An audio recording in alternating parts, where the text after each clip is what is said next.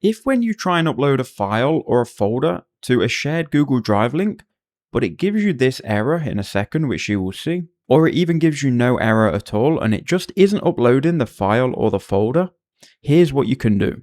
So as you can see, it says some files couldn't be moved, which is a bit of a problem if we're trying to upload them to Google Drive.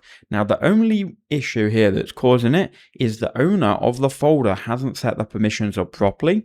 So they've made it so they can share the folder with a link, but they haven't given you editor access. They've only given you viewer access. So you need to tell them to change the permissions from viewer to editor. So how do you do that? We'll send the owner to this video. All they have to do is go to the folder, then go to the three dots next to their folder, go to share. They would have done this to get the link anyway.